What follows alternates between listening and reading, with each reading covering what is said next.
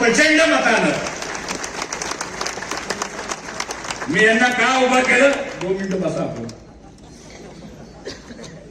मगाच्या सभेमध्ये त्यांनी फक्त 5च उमेदवार उभा केले. म्हणजे ते नेते आले ते 5 उमेदवारांना मत मागण्यासाठी आले. आम्ही आलो तर 21 उमेदवारांना मत मागण्यासाठी. मी येताना गाडीत जॅकेट घालूनच आलो शकतो. सध्या माझं जॅकेट लय असतं. आता माझं जॅकेट घालता घालता ते पण गुलाबी जॅकेट घालायला लागले. इथं सभा झाली. राज्याचे नेते, एका पक्षाचे राष्ट्रीय अध्यक्ष. आता मी कशाला म्हणून चोरलेलं आणि मला त्यांना आपल्या मार्फत त्यांना विनंती करायची की मी त्यांचं सगळं भाषण लाईव्ह ऐकलं. पण त्यांचा दोष नाही, कारण ते बसले होते स्टेजवर 1.5 तास. तिकडून 2 माणसं ह्या डाव्या कानाला, तिकडून 2 माणसं त्या डाव्या कानाला, समोरनं 2 माणसं तोंडासमोर बसली होती. आणि मग ते जे सांगतात त्या चिठ्ठ्या चपाट्या घेऊन एका राज्याचा प्रमुख नेता येऊन इथं भाषण करतो. मला त्यांना सांगायचंय निवडणूक ही हर्षवर्धन पाटलाची नाहीये. निवडणूक कोणाची आहे?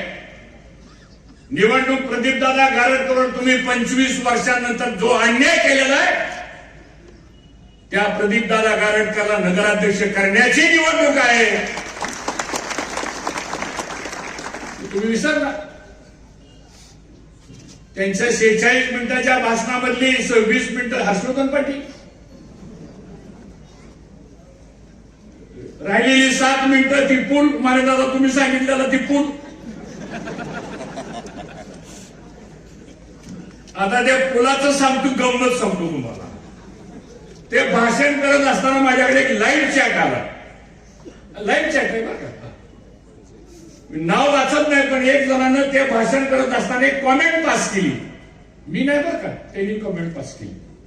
काय कॉमेंट लिहिली? शिरसोडीच्या पुलाचे 300 कोटीचे 5% कॅल्क्युलेशन केलेलं कमिशन व्यापाऱ्यांचा फायदा का मामांचा फायदा? आता कोण मामा आहे मला माहित नाही. हे त्याची कमेंट नाही, माझी नाही सांगतो.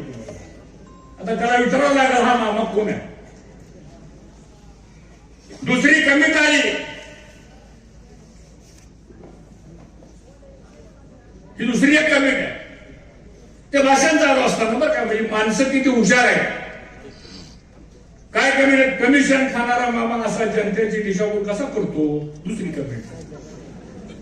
अशा बऱ्याच कमेंट्स आहेत माझ्याकडे, पण वेळ कमी आहे, कारण शेवटच्या भाषणाच्या वक्त्याची अडचण अवघडच असती. नशीब मला 20 मिनिटं मिळाली. पण मित्रांनो, आज आपण हा विचार केला पाहिजे, इथं जे भाषण झालं त्याचा खुलासा करणं सुद्धा मला असं वाटतं काळाची गरज आहे. त्यांनी सांगितलं म्हणजे 19 वर्ष ह्या भागदाराने काय केलं. आता माझ्या 19 वर्षाला नंतर 11 वर्ष तुमची सत्ता आहे ना. या 11 वर्षामध्ये तुम्ही काय केलं ते सांगा आम्हाला. आणि मग तुम्ही जर 867 कोटी रुपये या इंदापूर शहरामध्ये आणलं असं म्हणता, की मगापासून मी जरा बायोफोकल चष्मा घातलाय, मला कुठं सोन्याचं कौल दिसतंय का, मला कुणाचा पत्रा सोनेरी कलरचा दिसतोय का, मला आमच्या केमिस्टच्या पार्लर मध्ये सुद्धा कुठं मोठाचे बंडल दिसतात का. कारण 867 कोटी रुपये गेले कुठं.